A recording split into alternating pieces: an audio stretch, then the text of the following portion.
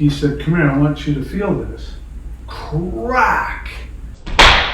My body shuddered a little bit. And you feel that? It feels like it's going into the bones and it just like makes everything shudder. Yeah. Like it goes boom, boom. I invite you to sit in with us in a casual discussion class where I speak with one of my students, Patrick, who is a very talented and knowledgeable traditional Chinese medicine practitioner.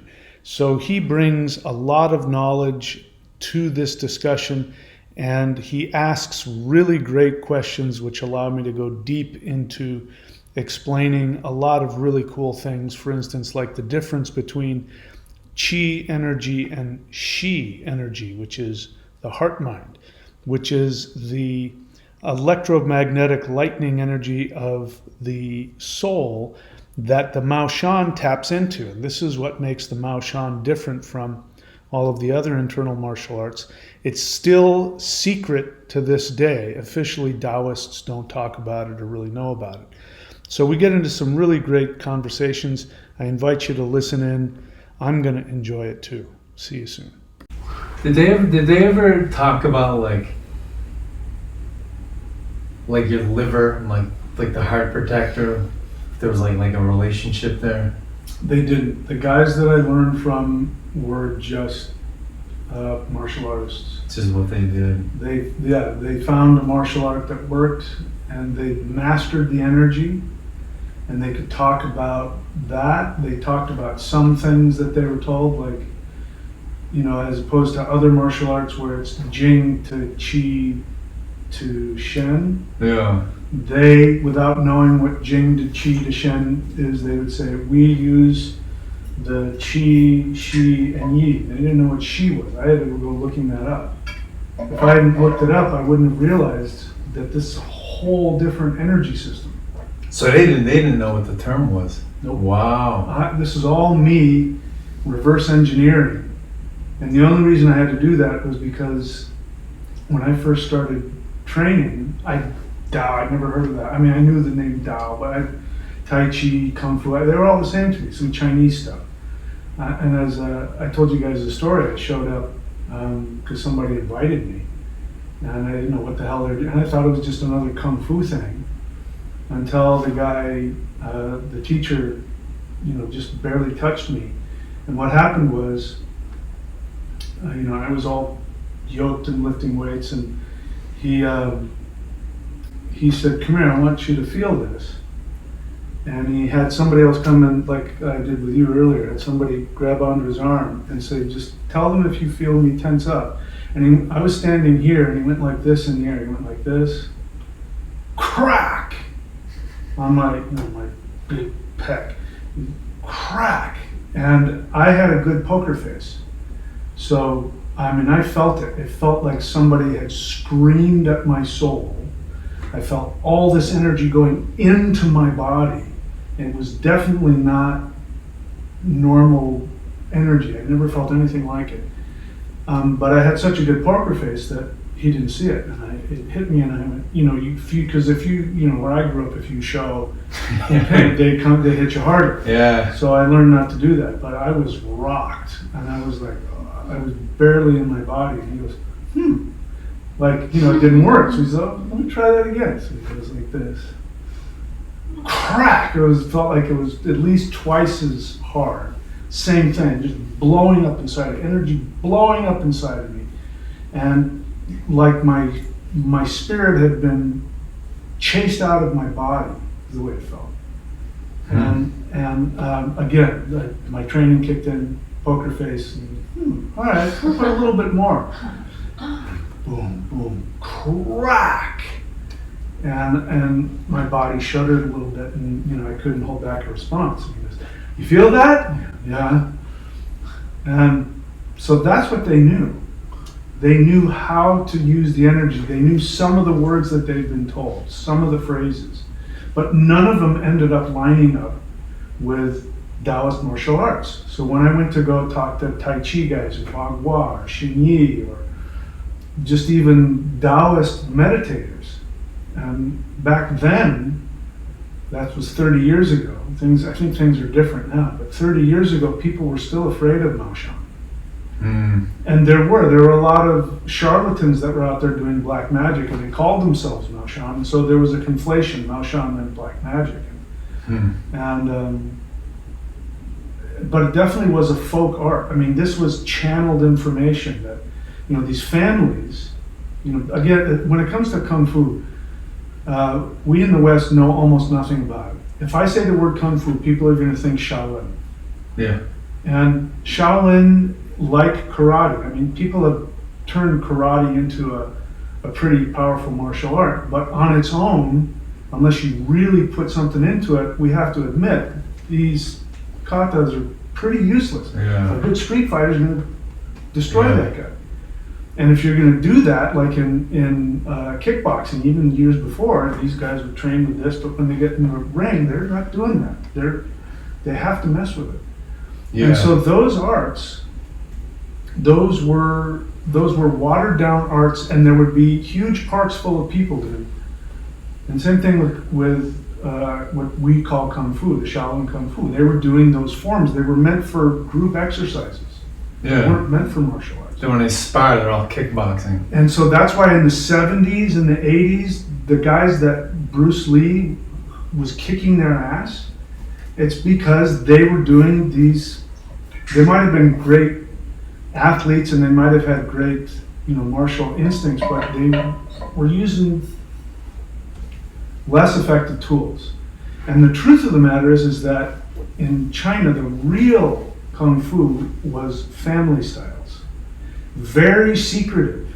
And they had family styles, and a lot of them had magic. A lot of them had their own, they're doing the same thing we're doing with the interdimensional meditation. They're going out there and they're working with deities and powers, and they're creating their own magical arts that do whatever. Each style was secret. You didn't tell anybody. Which is, when I started doing this 30 years ago, even though none of that stuff was true, these guys, they're already middle-aged. They remember from the 20s and the 30s, they would say, don't tell anybody. If you tell anybody you're doing Mao Shan, they would, so I couldn't tell anybody what I was doing. So the point I'm trying to make is that real Kung Fu, almost nobody knows what the real thing is. I'm going to say like 90% of the real Kung Fu is completely unknown even to this day. And either the arts have died out because there's no need for them anymore. We all live in this globalist society. We all have guns. We all have internet. We don't need that stuff anymore. There's still a few people, but people, I mean, they're like the world's foremost master of Taiwanese monkey Kung Fu is a guy from, I think he's from Iran. Yeah. And he's like the head Chinese, like in China, they go to him. Yeah. He's I think I know the guy you mean. He's got like similar, like he's muscular. And he's and so that tells you that Chinese people aren't, it's pretty much gone. It's like that with the medicine a lot. Yeah. So in the old days, there were family style, village style medicines that were very different, and then they kind of put it in a system. And now, like all the big innovators in medicine, they're in like America, Australia, some in Taiwan. Yeah. But it's like the old Chinese medicines. And what's going on with China? They're fully going Western beyond Western. They're taking over all the technology, all the industry, right? Yeah. It's all there now. Like we get all of our stuff from China. Yeah, they're like us in the 60s. Yeah, so it's flipped around. Yeah. And here I am, you can't get more white and American than me. Yeah. And I'm teaching, I think probably the most esoteric, spiritual martial art that, you've ever seen. Yeah, I think different people act as caretakers for this stuff. Yeah. Like I think if you look at acupuncture, like the Chinese used to say they made it up 4,000. Oh, we stumbled onto that with thorns and rocks 4,000 years ago. Then they found a body in a glacier in Austria, and the guy had all these weird tattoos and little track marks, and they couldn't figure out. And one of the scientists brought in his acupuncturist buddy, and he goes, "Oh, those are all in the low back pain points." Yep. So it's like it was global, and the Chinese caretook it. Yeah, and my experience now is that the practice that we're doing is something that has been channeled directly from the mantis beings, the extraterrestrial mantis beings. And if you look at it, which culture deifies the mantis more than anybody? It's the Chinese. These are the guys who know about qi. These are the guys who put qi into their energy into their martial arts. And I believe it's because the mantis beings decided they wanted to. The way that I like to believe that it happened was that all of the different celestial societies, right? They're going around and they're like, hey, why don't you take your knowledge and give it to those people? I'll give my knowledge to these people, and then when the end of the world comes, we'll bring it all together.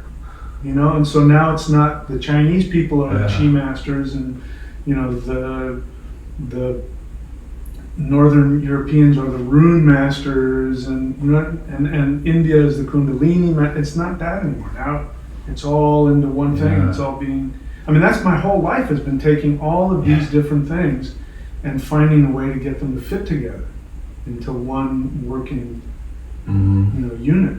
Yeah, that's been one of my favorite things about just your materials and your teachings, because it's like it's just larger context. Yeah, and it works. Yeah, works really well. Yeah, I don't remember what your original question was. Yeah, so the original question was just like the relationship with the heart protector and the liver, because I asked that question because, you know, really early on when I'm just getting into your qigong practices, you know, you were saying you can't screw around with substances. You can't. Yeah. It's like, don't even have a couple beers because you're gonna defeat yourself. And in the martial arts world, everybody drinks, and they might even say, "Well, that's not good for you," but then they go, they leave their dojo and they drink.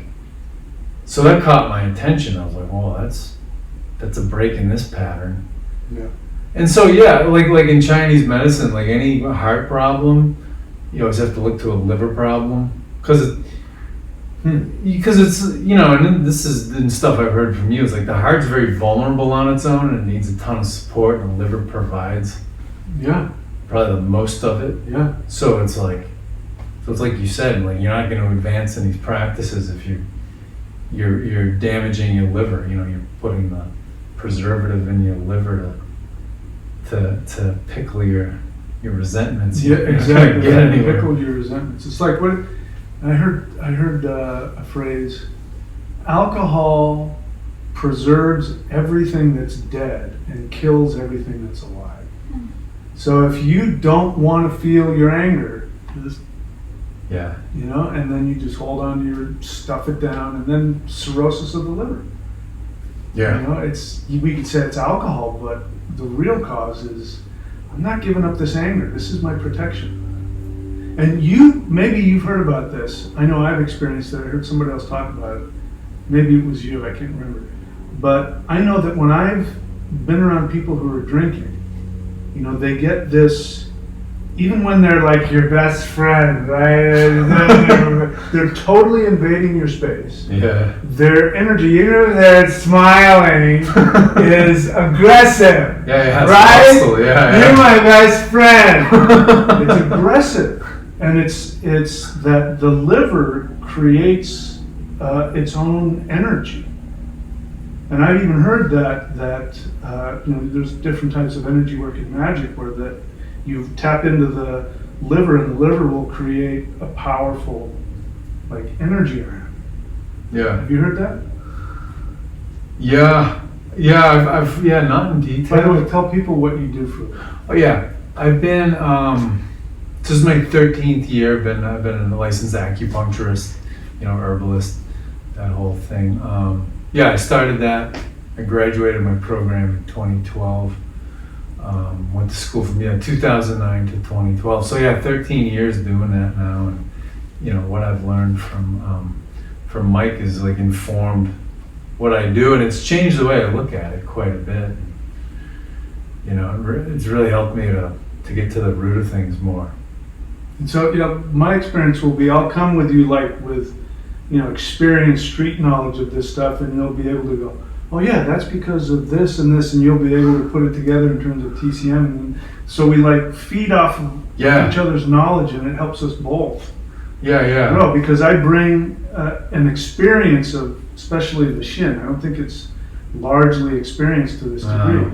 And then, you know, you have some of the book knowledge and you go, well, they say that, and then it expands to a level that you can't find just from your average TCM guy who might intellectually know about it. I get to front load a lot of that book knowledge and just like see the patterns and you know, like what part of the body has reflex points where, you know. So we were today doing the sets, and part of what I was enjoying doing, I would stop and I would say, okay, so what points is this doing when we're doing the butterfly hands? We're stimulating, as it turns out, one of the points that goes directly to the Shin, the heart protector. Totally. And here we are, we're just loading that thing up and creating more energy. So, I mean, I don't have to like convince him I'm the master of the Shin energy. It turns out this practice is all about that. It's not just about Chi. In fact, Chi is secondary to this. Yeah. Even though it probably has as much or more Chi than other stuff, but it's not. Definitely. We're focusing on this thing. Yeah. It's I think it's certainly a progression compared to most martial arts. So most martial arts, you know, it's like you go do karate or something, and they're like, pull from your belt because you're leading from your lower center, and you need that. You need your instincts, but they can't run the show. And so you change that center of gravity, so to speak, or center of mass from lower to this middle. So you're not letting the army run the show, you're bringing the emperor, king or the queen, the emperor in to run the show. So it's like, it's got a higher perspective, it's got different motivations. Yeah. You know, because you know this, but the Chinese, they were very, well, any prehistoric pagan shamanic culture, they're always looking at microcosms and macrocosms, and it's like on every level everything has the same set of rules. So they saw the body as the kingdom, and you know, the empire, and you want a harmonious empire. You know, all the organs are they're named for different officials. You know, in the empire, but the heart, you know, the emperor. And the way that I perceived it, and you can correct me if I'm wrong, but the way I perceived it as I've gone through is that the Shin is an electromagnetic Faraday cage that surrounds the soul. And so if the soul is the emperor, then this is the emperor's guard. How do they call it? What's the emperor's protector? Like the bodyguard, the imperial guard. The imperial bodyguard, something like that. And that's exactly what it is, in my experience. Have you heard of Heart Math Institute? I have. I don't know anything. It's a group of cardiologists, and I think they just have independent funding, so they don't have to do studies the way that these institutional investors want them to. Yeah, you're not being run by the big pharma or something. Yeah, so they're big into this heart-gut connection, heart-brain connection. They've tailored their own instruments so that they can detect a heartbeat from 50 or 60 feet away, just the electromagnetic signature. The electromagnetic signature. Yeah. Because it's like if a jet's flying and it turns its radar on, a good radar is going to be like, oh, that's an F-15 Eagle, that's its radar. So the heart's got that. It goes, pulses out, and 60 feet away you can feel, 20 meters away you can detect it. So they do really cool stuff like that, and they've studied the breath to build the heart-brain coherence. But so having the heartbeat electromagnetically detectable from 60 feet, 20 meters, whatever. That's a ball of lightning. Yeah. So even they're coming to that conclusion. Yeah. So then that seems to be the pattern. People say this stuff forever and it got dismissed, and then the really out of the box people, who have been part of the institutions are like, I want to look at this differently, and they study it open-mindedly, and they're like, oh, I found this, and then it correlates with something timeless. So yeah. Yeah, and then it's no longer poetic. Yeah. It's the emperor. It's the bodyguard of the emperor, because it's no longer just some cute little poem. We're talking physics. And my experience now, since I've been interacting with ETs, who I think are absolutely in that energy. I think this energy is there where they live. We're tapping into it and building it. We come down here on this planet and we have to have some of that higher dimensional energy around the soul, just so that the soul can stay here. Otherwise it would just, it would disappear. It wouldn't be able to stay here. Yeah. And now I'm of the opinion that this is a gateway there. That this art is a gateway, and I'm sure it's not the only one, but it feels to me like a direct path to that higher frequency. I believe that, yeah. Well, you brought up a good point. I don't know, in the last couple of years where, you're saying you can't change your 3D self with your 3D thinking, your 3D actions. Right. You have to bring in a higher set of rules in order to, you have to have more network permissions. Yeah. Someone with more network permissions has to get in there and start reprogramming your 3D self. So it feels that way to me. Yeah. Because I think our biggest limitation is it's all this. So let me add a little something to that. When patients ask me like, well, how does this work? And I always say, okay, your body's like a device. It's like a smartphone, it's hardware. It's got this electromagnetic current running through it, just like your device, and your device stores data in that current. So that current, and then, our chiropractor friend who works with the heart center, she's like, well, that drives the whole system. So it's the greatest energy source in the body, unsurprisingly, detectable from 60 feet. So this is like the hardware with the current going through it, but then it's like your mind is the data cloud around it. Because it's like when they do the aura photography. Interesting thing, like aura photography I think is cool. And it's easy for somebody who doesn't think it's cool to look at it and say, well, that's just a bunch of new age silliness. It's like, well, it comes from Kirlian photography, and Dr. Kirlian was a Soviet doctor during the 50s. And he started playing around with exposing non-visible light spectrum with his camera and his film. So he would take aura photography to diagnose illness, and he got really good with cancer diagnosis. Wow. Because he would see anomalies in the image in different parts of the field. Wow. So to me, that aura is actually like your mind. Yep. And it's all out here, and then so the body's just a byproduct of it. And that's what I've been saying this whole time, that your intellect is not your mind. I didn't feed him that. I've been saying that. Your mind is not your head.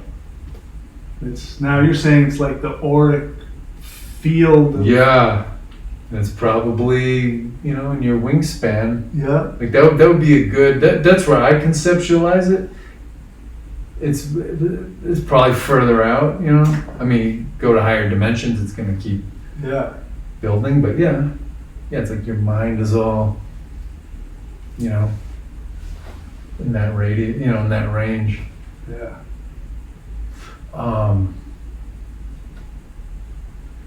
So it seems like our biggest limit, it's like our biggest limitations are this emotional information that's stored in this powerful field.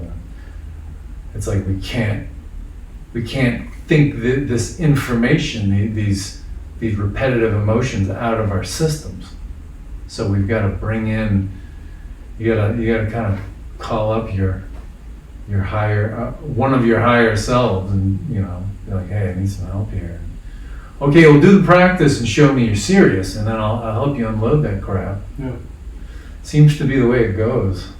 So what has your experience been? Why have you been interested in this art? What is it about the Mao Shan spirit fighting? To me, it's so it's interesting. I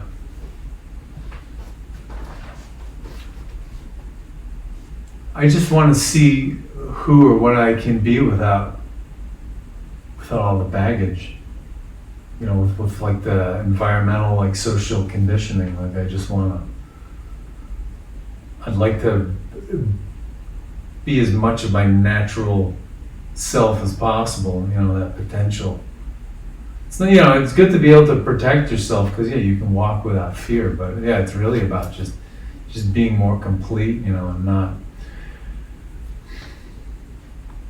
just shedding as many limitations as possible. You know, I think that's really in the end, like, you know, even growing up, like being like Cold War kids, you know, like we are, things got very materialistic, but really deep down our parents didn't want us to be like burdened by limitation. But the clearest avenue to that was materiality, you know, and finance. But I think the good intention under it was like, I don't want you to be burdened by limitation if you have dreams or wishes or whatever. So it's almost too. So it's like I want to do this for me, but then it's like, you know, 7-8 years into, you know, these studies, you know, under your tutelage. When I think about it, it's like, well, I guess I'm kind of honoring the true wishes of people who come before me that they maybe couldn't articulate. But you know, it's like they really don't want you to fall into the traps they did, or just the learned behaviors they really didn't want that they did. So it's kind of, it's, to me, this is all like, it's the most powerful unloading process. So your experience with it has been that you've offloaded a lot of that narrative baggage? Absolutely. Yeah. It's been a powerful offloading process. And it, you know, a neat thing about this path is it's like you're not gathering things so much. Yeah. Like a lot of other courses you can take, people you can study with, it's like they've got like a trick of the month. It's like how the fitness world is like, we're into ropes now. Yeah. No, now we're into kettlebells for the next year. We're gonna flip tires this year. You know, it's like they're adding tricks to entertainment. So much of the world is entertainment. Well, we've turned into such consumers. Yeah. I mean, I've struggled with this. You know, my channel has you know, changed. There was sort of hit a peak, and then, you know, it's been going down ever since COVID, and I felt the influence to do that. And people have asked me to do that, and it's usually I won't get into that. But sometimes people have asked me to do that, and I'm like, or just have new stuff all the time. Yeah, it's just a distraction. You go deeper into what you have, deeper and deeper into this, and so anyway, I understand what you're saying. I don't want to make a bitch fest about it. No, please. But I always learn. I'm very excited about teaching this. Now really going and teaching this full on, like I'm doing with you, teaching hands-on. So explain to people, I'm going to upload some of the interactions and some of the practical applications, but your history is that you've been doing the 5-element Mao Shan stuff for how many years? I think you released that in 2021, I want to say. Yeah, that sounds about right. It was, because it was new, because well, actually I remember, Okay. like I got the early bird discount, so it was like, it was within days after you released that in 2021, I bought it, and I got it rolling. And so you've been practicing on your own for 3 or 4 years? Yeah, 3 or 4, it might have been 2022, at least 3 years, Okay. And so now, how has it been for you, now that you know what it's like to actually train with me in person? How's that been for you? It's been awesome. So Yeah. elaborate. So, okay. Because there are other people out there that have only practiced. Yeah. So, the thing I'll say about the video course, it's amazing. So, the way I did it, I'm not sure if it's still the same way, but early on, I paid what I paid. I got the 5 elements, and I was like waiting for the new ones to release, because like you released wood and you were working on the others. So I got the videos for the 5 elements, and then I had 10 sessions, so I had 10 hours worth of. So yeah, virtual early on I sessions did with you. video sessions where I'd walk people through the sets, and then I stopped doing that after a while. Yeah, it looks that way on the in your shop. So I get my whole point in that whole thing was, it's amazing what I learned from the 10 hours of those virtual sessions. Like I was pretty amazed. I was like, holy crap! Like, I mean, there's so much we have to iron out of the way I've taught myself to do it, but it's pretty amazing that you can teach that. So that was rewarding in and of itself, was just working with the videos, doing the Skype sessions, and then getting here, it brings it more alive, because it's just making it deeper, and I've got to stay on top of my game. Like I've got to become more conscious of how I'm doing this stuff, and change my body mechanics. So coming here and training in person has just made it much deeper, and all the more richer. So if you've done the video portion, then this is like, it's not just next level. I mean, it's like several levels up. Because this is where the transmission happens. Oh yeah. There's an energetic, even if, and you've been here, you guys will see it if I upload it. There's times when I'm just talking crazy nonsense and moving around, but there's a transmission that's happening in that. And it's not just me, it's whoever else is behind it is also transmitting. And I learned this when I would go to class. I mean, there were times when I didn't want to go to class because I knew the energy was going to be intense. Not that during the class nobody's yelling at me, nothing like that. Everybody's smiling and happy. But then I'd go home and I'd be just like somebody took a scrambler to my brain, and I'd have to. It's a lot like doing the CE5, where I'd have to expand into what was being said. And I learned to just show up, and the teacher would be talking. I didn't understand a word, and I just knew to just shut up and nod my head and listen. Not that I expect people to do that, but it's just the point I'm trying to make is that there's something that happens when we come together.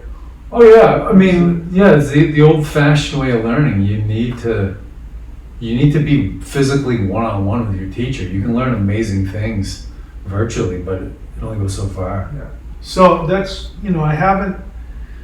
this has been an experiment for me. I didn't really intend to do the five element videos, and I was very surprised when I released them, and even when the price for them was I think it was a lot. It was like $3,000 when I first put it out there. Yeah. After you got the early bird, so after they were all there, it was like $3,000 again. Yeah. And I was surprised at how many people ended up doing it. And so I know there's a lot of people out there that are doing it, because nobody's going to spend that much money and not do it, right? Oh yeah. But this experiment has worked, is what I'm trying to say. Because I didn't know if people could take the videos and that it would do anything. But people were just learning from the videos and coming back to me, telling me how powerful it was. And it's true, there isn't anything else like this out there. Yeah. We were talking about this earlier. It's, the closest, if anybody wants to go look it up, you might find some Hakka style, H-A-K-K-A, Hakka style. And technically, if somebody were to look at it and look at some of the techniques, you would go, that's Hakka. Hakka Kung Fu. Oh, like Unicorn Fist. Unicorn Fist. Unicorn Fist was right next door. Those guys were right next to each other. Oh. So this comes from the same, same neighborhood actually. But what this is, and what set this apart from all the other arts, is that this is really Mao Shan, and I'm going to coin a phrase, Mao Shan Xingong, that was wrapped up in some semblance of Hakka martial arts. Because I went and started taking these classes to learn martial arts. And we were talking about this earlier. I wasn't a fighter. I'd never been in any real fight past the age of 12 or 13. But when I was a young man, I had a lot of anger, and there was a couple of times where I was getting robbed, and I almost took some people out. And the only thing that stopped it was they looked in my eyes and they got scared. Street hardened criminals looking in my eyes, they got scared, and that scared me. And I'm like, I got to find a way to defend myself without having to go there. And so I got into this, and within, I want to say, a couple of months, the whole idea of self-defense had gone out the window. And I was only interested in this energy. And the idea of a practice that is so powerful that you can defeat demons with your bare hands. I don't know of any other practice that can do that. They can light the incense and do the foos and whatever, and prayers and all that, but I don't know anybody who goes, no, I'll go take it. I'll go, and they just walk in there. And it's so powerful that you can't even use it on people. If you use it on, if I take all of the muscle energy out of it, and I were to just, like you saw what I was doing, if I were to let 10-20% of the true movement come out, yeah, you go right through someone. You could permanently injure them and or kill them. Yeah. Without even, it's just like playing around with a machine gun. Oh yeah, especially on vital points. Like Yeah. that'd be a disaster. Yeah. And so it's not about martial arts anymore. No. That was, there came a point where I went, man, I learned how to defend myself a long time ago. And it's just about the energy. I want to get that power, which I now know what it is. It's that higher dimensional energy that comes directly from those light beams. And I don't know of any other art that has this level of concentrated higher dimension. I don't know any other art. Yeah, I practiced different stuff over the years, and it's like, what's funny is pretty much any other training I've done, I'm like looking at the clock, and I'm like, oh, this is cool, but I'm like, when the hell am I getting out of here? Yeah. We've been doing this for hours today, and I'm just like, and it's more none of that. I'm just like, I'm in this. Yeah, it's just more like we get to the point where our body goes, okay, I think I'm done. Yeah. I want to still keep going. Yeah. Body goes, Because to me, the energy of it just brings it to life. Yeah. Whereas in other arts, it's just like, yeah. It's not full of it. Yeah. And that's not to devalue any of those other arts at all. Oh yeah, absolutely. It's just it's a whole other the spiritual element of it. Yeah. You're reaching for more, expanding for more. And maybe we can talk about this. Thank you. That's a great point. We can talk about this. You might be able to get in on this. What I had to figure out was, okay, what's the difference between, we've got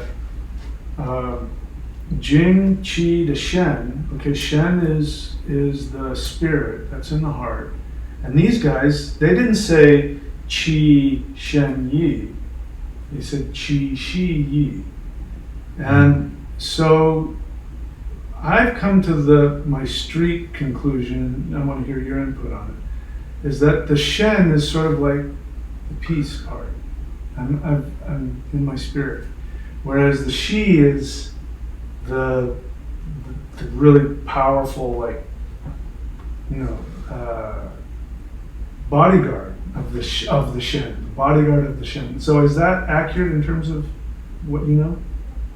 Yeah, I do believe. So a way I started conceptualizing it is that the heart protector is like the queen on the chessboard, because it can be everywhere all at once.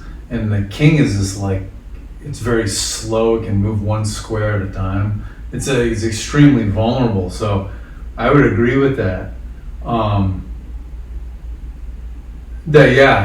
know, it's like the Shen. You know, the Shen is just like, oh, it's blessings be upon you. You know? And the Shin has that attention. The heart protector has that attention too, but it's going to take care of business at the same time for the best possible reasons. So the Shen just wants to be in a safe place, and not focus on any of the negative. And the Shin says, "That's awesome. I'm going to keep all that negative stuff away from you." Yeah. And when you get into really deep, like classical Chinese medicine, what they basically say is that, you know, the Shen living in the heart center, basically what it wants to do is watch a movie. Your life is just a movie it watches. Because it's like this, it's like a probe from a higher dimension that wants to do this experiment, which is your life, and it wants to live it out. And they talk about and so basically it's watching the movie, it knows what it planned. So we each of our Shens, our souls, it writes the movie and then gives it to the cast and then watches. Oh, and it just wants to watch it. But what happens is if you get off of your intended dharma or life path, you know, whatever you call it. Probability. Probability. Yeah, nice. When you get off of that, it turns in like the angry director. He's like, what the hell? He's going to start screaming at the cast. Powerless to do anything. Yeah. And that's the way that they sometimes explain diseases of the heart, is that the spirit is actually stepping into your life to be like, no, that's not in the script. You know, it's like the director and the screenwriter all in one. It's like, that's not how I wrote it. This is completely inaccurate, you know. And it's like, stop. So it makes the whole production stop. And that explains it, because the way you're describing it, you're describing it as a feminine power. So is technically the Shin a feminine power? Yeah. See, that's really interesting. Okay, so we have 12 main acupuncture meridians. So 12 is a multiple of 6. We only have 5 elements, but we have 2 wood channels, we have 2 water channels, we have 2 earth channels, we have 2 metal channels, and we have 4 fire channels. Because the 4 fire channels are heart, small intestine, they're a pair, and then heart protector, and then what we call the triple burner. Heart protector is Shin. Heart protector is Shin, I'm sorry. Yeah. Just so they know. Yeah. So heart protector and Shin those are synonyms. If we use now, I'm sorry for diverting. No. It's my observation that in the older text they would have called it Shin, and as you get into more modern text, they start turning it into it's a thing, it's a heart protector. Whereas earlier on, it was more like a do you want me to entity. Do the 30-second on that? Yeah. Okay. So Chinese medicine is God knows how old. Millennia, and probably comes from a source before that, Atlantean or Lemurian, whatever you want to call it. Yeah. And there's been people crisscrossing Eurasia forever, and there's all these influences. So Chinese medicine was this like super spiritual, shamanic science. It was a spiritual science. So in the old days, this Shin heart protector, the full term, to my understanding, would be Shin Bao. So Shin Bao, and I don't have the intonations right, because to do Chinese language properly, I don't know if it's Shin, which one it is, but Shin Bao heart protector. And it was like a deity. It was this powerful, spiritual living thing. So you had that forever. Then the real first like mass oppression in China was maybe like 2,200 years ago, was the Yellow Emperor. He kind of wiped the slate clean of an earlier culture. And there are records, I've found stuff on the internet where they say that the Mao Shan sect is about 5,500 years old. So we're closer to the Yellow Emperor in time than Yellow Emperor was to the origins of the Mao Shan, and it's probably much older than that. Wow. But it was called something else before it made its way to China. It was called Mao Shan. So the Yellow Emperor, 2,000 plus years ago, he wiped the slate clean in Chinese culture. So that's when things started getting really put inside of a box in China. And then that southeastern part of China where these Hakka arts come from, that was like the Wild West. And the emperors used to say there are two things I can't control, the Yangtze River and the men of the mountains. So it was it was like Wild West, like don't come in. And people would go there when they wanted to get, either because they were getting hunted down or they wanted freedom from all that. Yeah. So then the emperors were really cracking down on spiritual practices, and they eventually, even in the time of the emperors, even probably 1,000 years ago, 2,000 years ago, you had organic Taoism and then you had institutional Taoism that the regime approved of.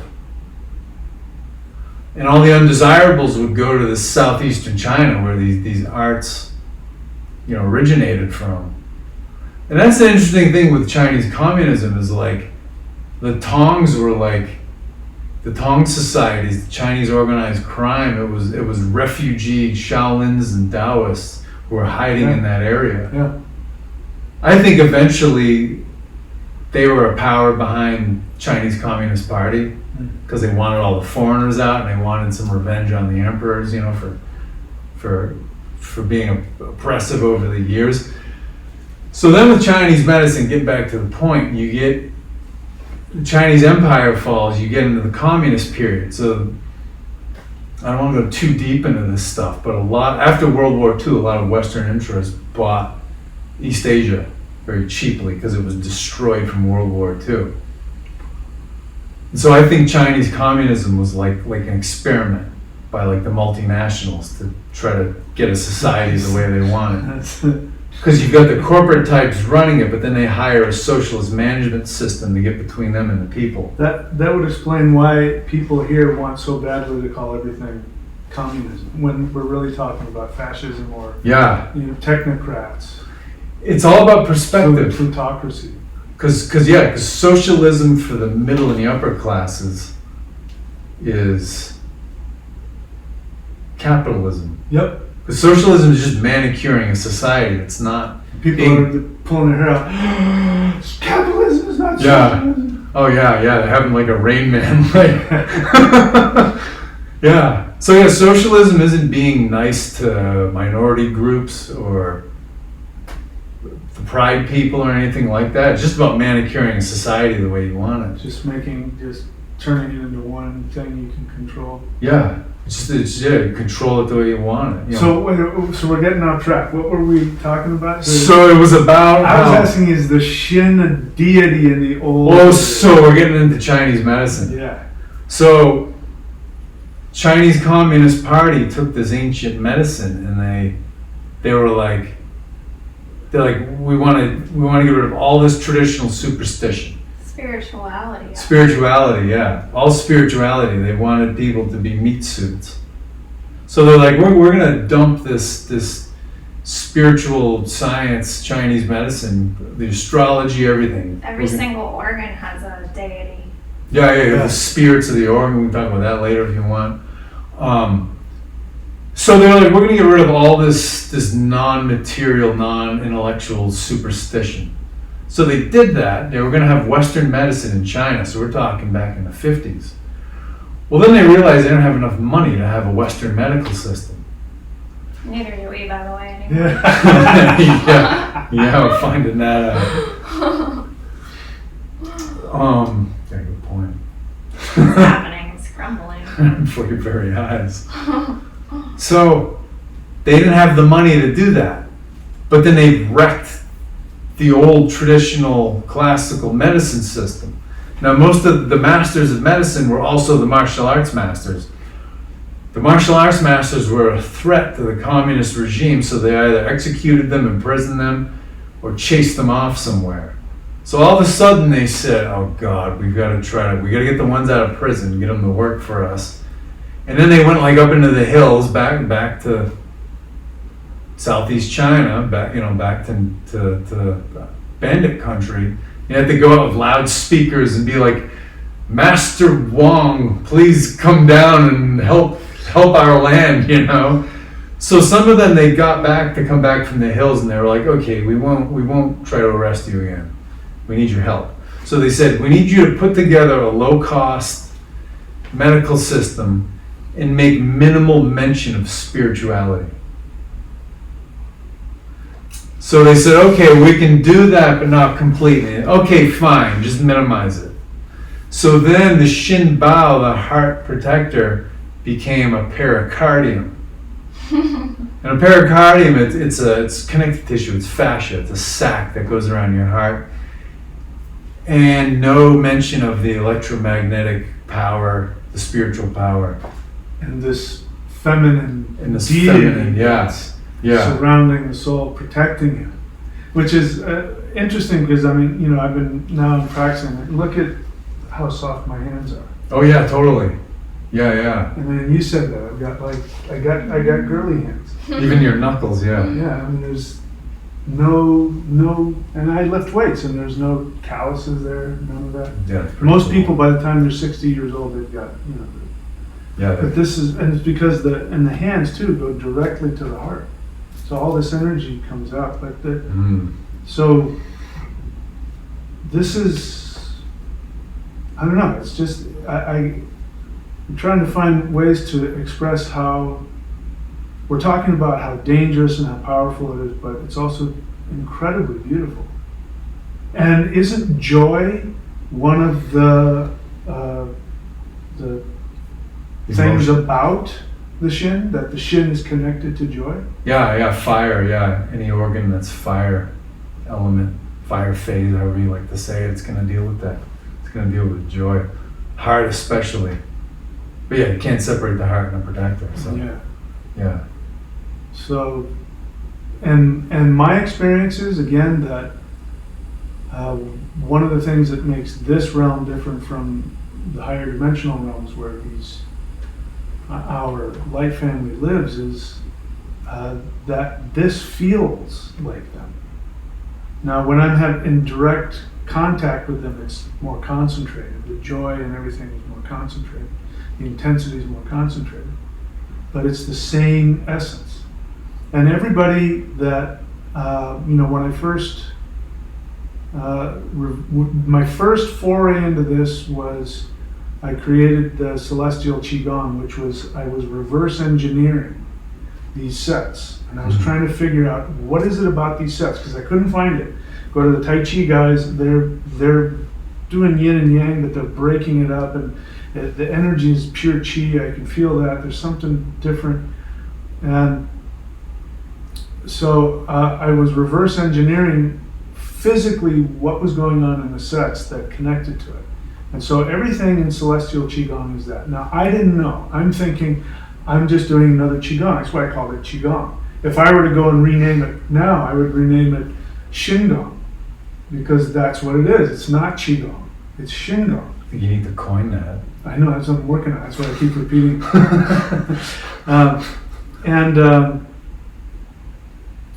forgot what I was saying. What was I saying?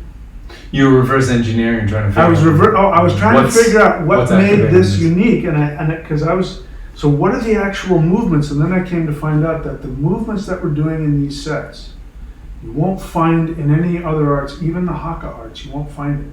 You'll find things that come close. You'll see some of the body structure and some of the movements, and even if, there's a guy on YouTube who does, the only Hakka artist I've seen whose applications look similar to what we were doing. And, but there's still that there's something about that's missing. And so what I'm trying to say is that that's what I feel with what we're calling 5D, what we're calling, when I go there, that's what I feel. I feel a concentrated version of this stuff. And now it feels finally Like the world is ready for it. When I first started doing it, I mean, the point I was going to make was that when I first did Celestial Qigong, and I put it out there and made it available, there were people who were lifelong Kundalini Yoga masters, lifelong Qigong, lifelong Tai Chi masters, right? So they know energy. And all of them, maybe not all of them, but a lot of them got back to me and said, I'm a Qigong master, I'm a Tai Chi master for 20 years. I've never felt anything like this. This is on a whole other, and they even said things like higher frequency and all that kind of stuff. And I was like, oh, that's really nice. And I didn't really know what to do with it other than, oh, mine is better than the other guys. Now I know it's not that it's better, it's a different frequency that you can't find anywhere else. Can't find it in any that I'm aware of. I know that some arts bump into it.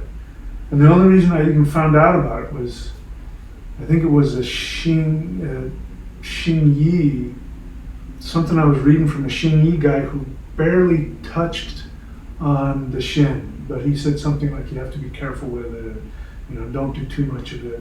And I realized, oh, he's talking about the Mao Shan energy.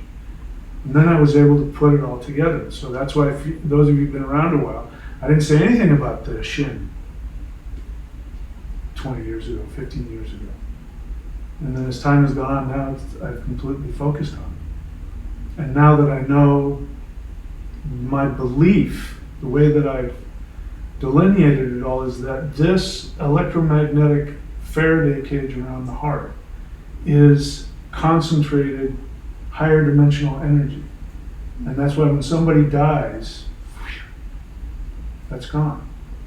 And there's even recently some scientists said, yep, we now know that the human body gives off light and dead people don't. And of course they don't say it, but the conclusion is, well, obviously there's a spirit in there that's creating the light, and when somebody dies, the spirit leaves and the light goes away. And we're talking about the concentrated light around that being, that higher dimensional being that lives in our heart, that, as you said, watches the show. And I won't say that. I was going to say something, but I won't say it. Anyway.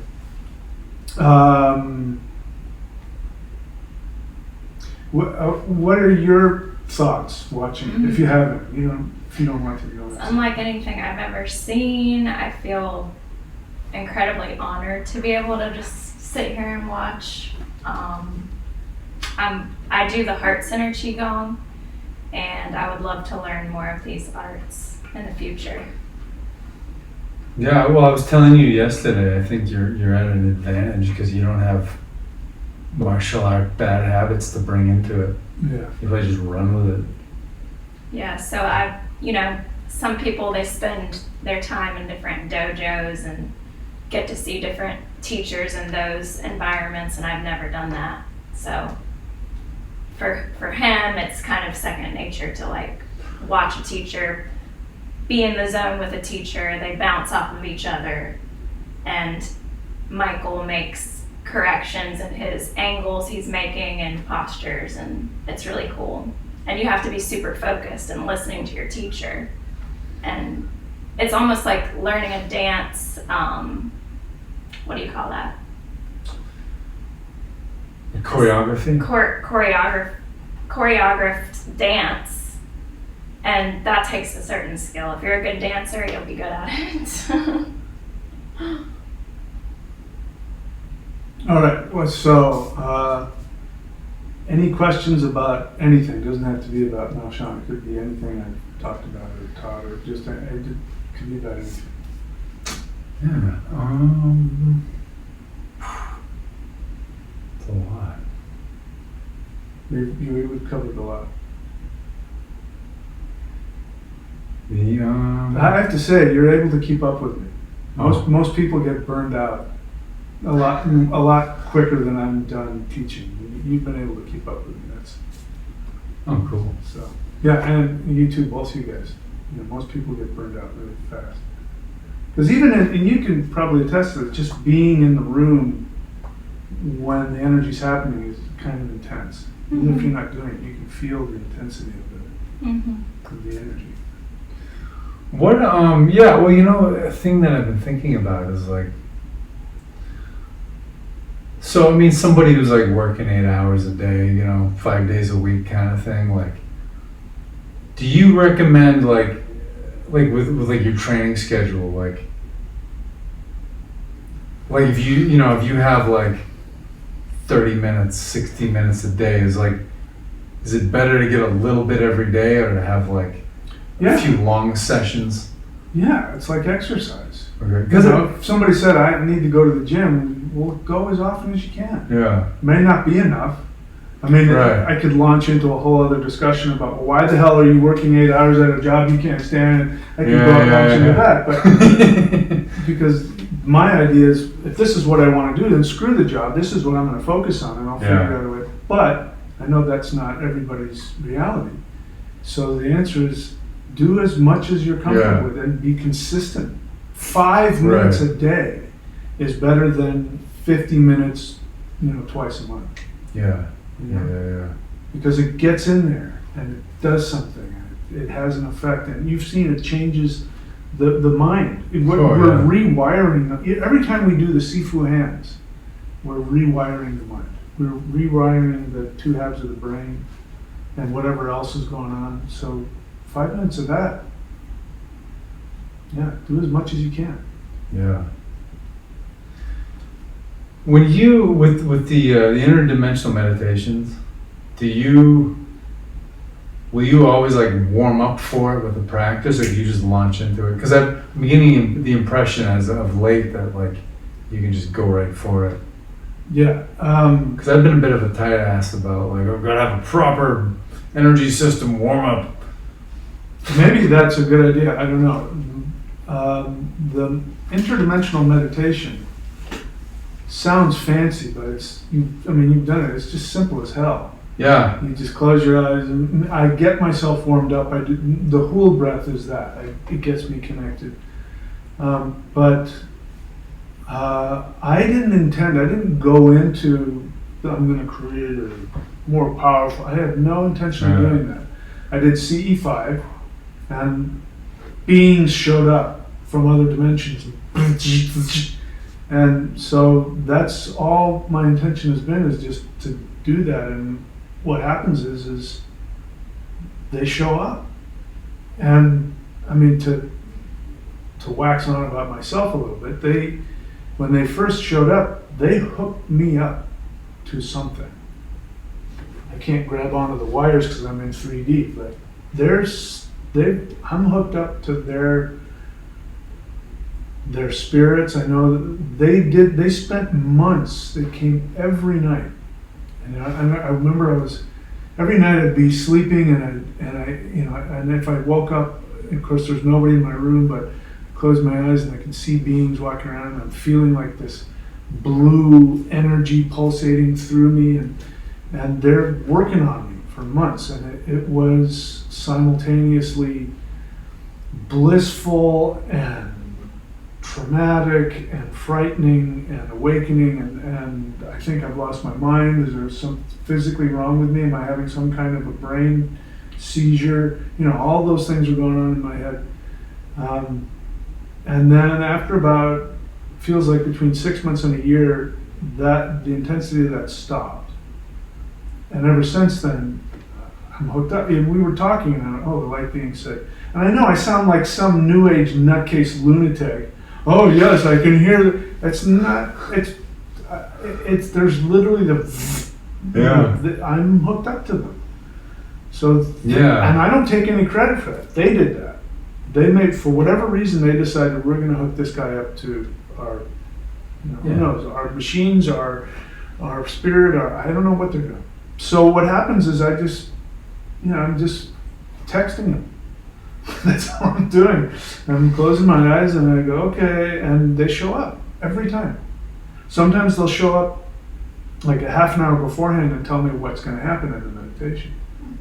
But it's not, this is, one of the reasons I'm doing back this practice is this is a practice that I do. This is something that I do that opens up my meridians and connects me to an existing energy system in my body, outside my body.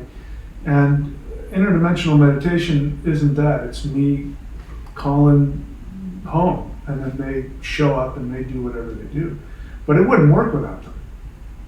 Now they're going to tell me something else. There might be some nuanced thing about it, and they say, you don't understand, we can't do this without you, but as true as that may be, if they don't show up, nothing's going to happen. So I don't think it's a bad idea. I think maybe for a lot of people it's a great idea to maybe do some meditation beforehand. But my experience is if you show up and you got an open heart and mind, they're gonna hook you up. And it isn't part of this world. Meditation is part of this world. Qigong is part of this world. What are you talking about?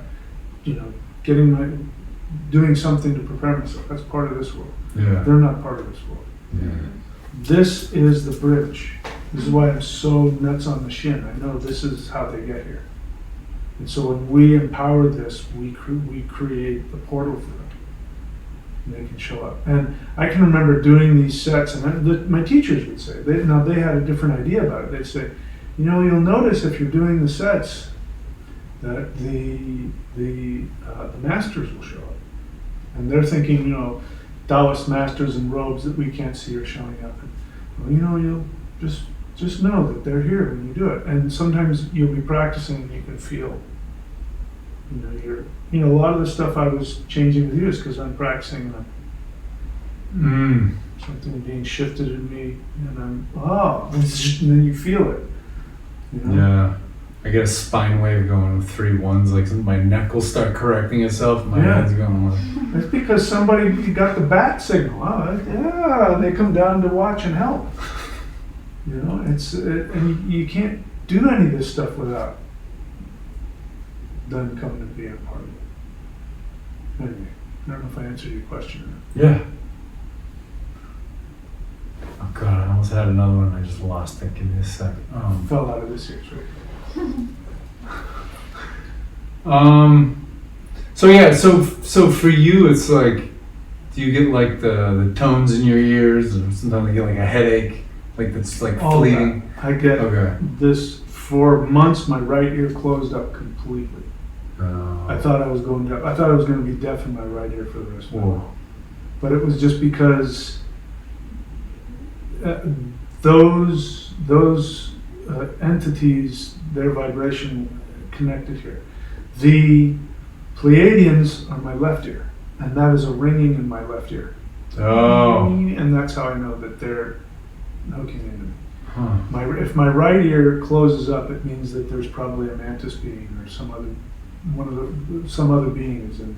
There goes my ear. I hear you guys. I don't know what they're saying, but they're just saying, "Yep, that's us." Okay.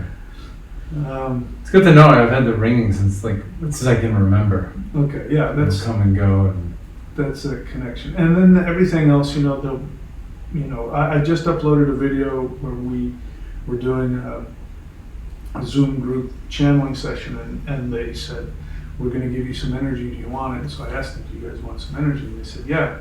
And then you see, after a few minutes, each person has a different sensation. One person says, I can feel it on my temple. Another person says, I feel pressure on my head. And I'm feeling something else. And So it's whatever needs to get aligned and adjusted for each individual. So yeah, we're not making that up. And humans have had this forever. We just didn't know what to call it. And now we know. Now that the veil is coming down, it's our family. They're like, yeah, we've been trying to get whatever they do, to connect with us. And now we can see on the other side of the veil. They've been here this whole time. Yeah, it's pretty amazing. Yeah, it's everything that for me personally, that I've unconsciously hoped. Oh, if only this were true, like a little childish hope. And it's like the most childish, sweet, innocent fantasies are the truth. And like you said, it's, the communists said, okay, we got to take all the spirit stuff out of it. It's like, no, but that's, you go back to the beginning. It's the Shin isn't just, well, this is the pericardium or the thing and the. No, there's a goddess that lives there. She's surrounding the king, and she'll destroy anybody that tries to hurt her. It's just just like in chess, the queen is, you don't want to fuck with the queen. Wow. But as we get into modern society, men have all the power and women are it's the opposite. Men are nothing without women. The soul can't be here. Well, it's the same both directions. Women are nothing without men either. And that's the indigenous way, is like you need both in balance and harmony. Because if you give one of them, either one, if you give them all the power, they become not great. Very true. Very true. And we see that in the Sifu hands, because the masculine gives structure to the feminine. Without the masculine, the feminine is crazy. Yep. Yep. And without the feminine, the masculine. Yeah. Yeah.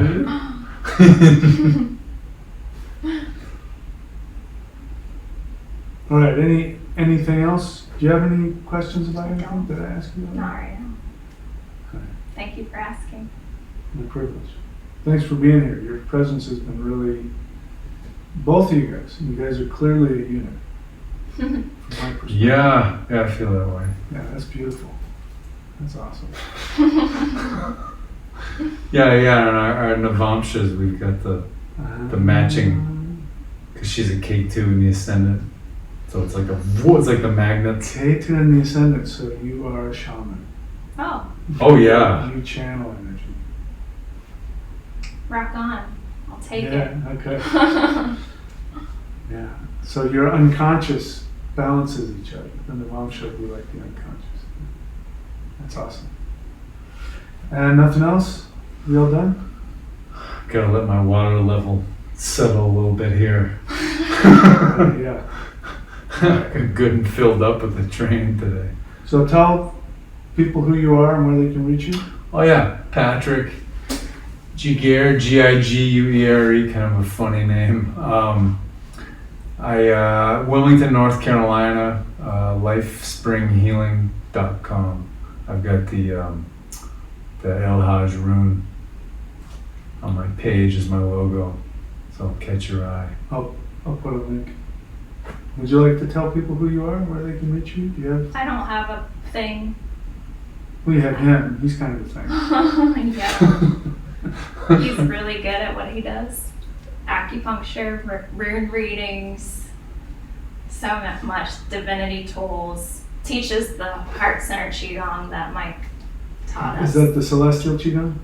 Oh, the so many immortals. I just call that heart Oh, the center. awakening the immortals. Yeah. I was like, well, who's this? Just because it was something easy to. I was like, heart center qigong. Who's that? I would call it the exact same thing, but I don't want to create a, be like, these two guys have the same practice. What do I do? Okay, so you're teaching the awakening the immortals. Yeah. I was teaching that in a class. That's very kind of you, so that we're not competing. Yeah. Good. Okay, got it. Yeah. Because I made one for Celestial, and I was like, well, I don't want to rename this thing because I didn't make it up, But it was like, yeah. At one point, you were like, hey, can you change the name? Because it creates confusion. That happened because somebody took the celestial qigong, which is fine. I don't care. People, I swear, I don't want to own it.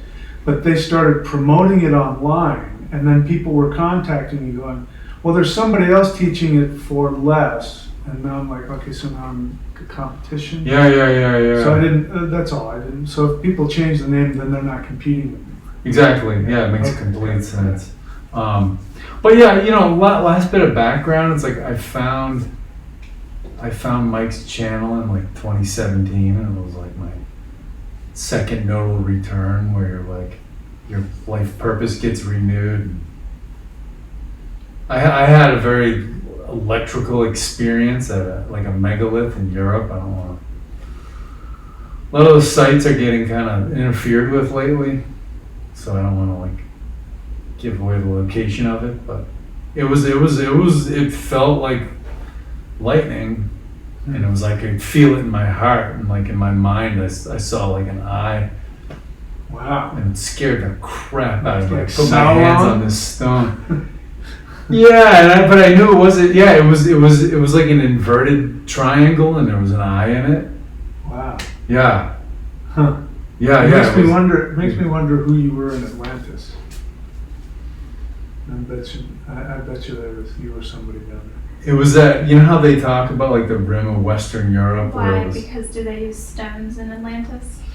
I came to the feeling and the realization that pyramids and the megaliths, there was a whole, and there's like megaliths in South Africa that are unknown, that are being uncovered, and if you go to them and you make a noise, it reverberates.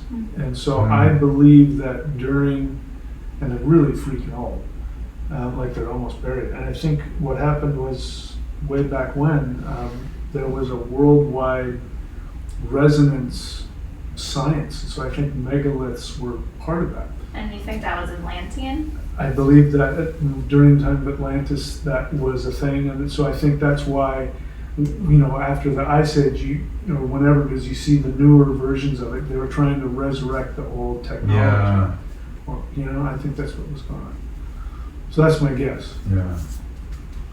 So yeah, I had that experience, and then there was like a goddess type of being that I was started to kind of communicate with psychically, like after that.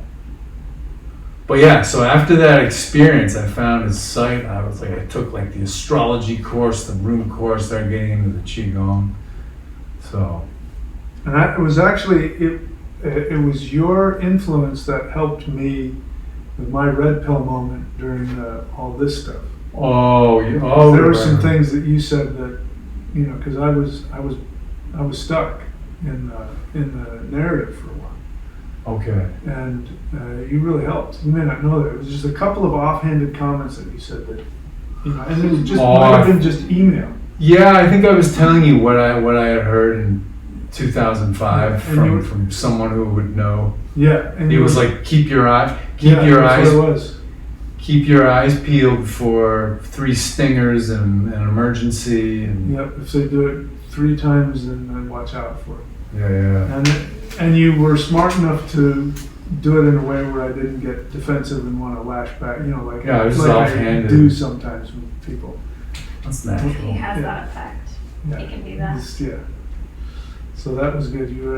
I was grateful for that. All right. Well, I guess we'll leave it there. Thank you guys both so much. Thank you. It's been a privilege. Thanks for having us. Yeah.